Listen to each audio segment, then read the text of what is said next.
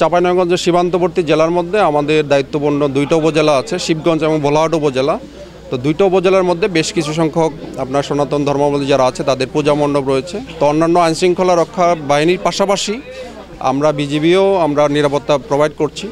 তো আমরা ইতিমধ্যে জেলা প্রশাসন, পুলিশ প্রশাসন এবং বিজিবি আমরা জেলা এবং উপজেলা পর্যায়ে কমিটির সাথে আলোচনা করেছি। এখনও পর্যন্ত বিশৃঙ্খলা হওয়ার কোনো সম্ভাবনা নেই। তাছাড়া যেহেতু বিজিবি আমরা সবসময় পাশে আছি, তো সেই লক্ষ্যে আমরা তাদের সাথে কথা বলেছি। এইখানে বিশৃঙ্খলা হওয়ার কোনো সুযোগ নাই। আমরা দিনে এবং রাতে টহলের মাধ্যমে আমরা এই যারা পূজা মণ্ডপে নিরাপত্তা প্রোভাইড করব। তাছাড়া হিন্দু ধর্মাবলম্বী যারা আছে, সংখ্যালঘু যারা আছে, তাদেরকেও আমরা আশ্বস্ত করছি তারা যেন ভয়ে এই এলাকা ছেড়ে যেন ভারতে অনুপ্রবেশ না করে এবং ভারত থেকেও যেন অনুপ্রবেশ না হয়। এবং পূজা উপলক্ষে যদি কোনো ধরনের মাদক চোরাচালান হওয়ার সম্ভাবনা থাকে, তো আমরা মাদক চোরাচালানের ব্যাপারে অত্যন্ত সজাগ দৃষ্টি রাখছি। অন্যান্য সময় আমরা যেই ধরনের টহল কার্যক্রম করি, আমরা এই পূজা উপলক্ষে আমরা টহল কার্যক্রম বৃদ্ধি করেছি, আমরা জনবল বৃদ্ধি করেছি।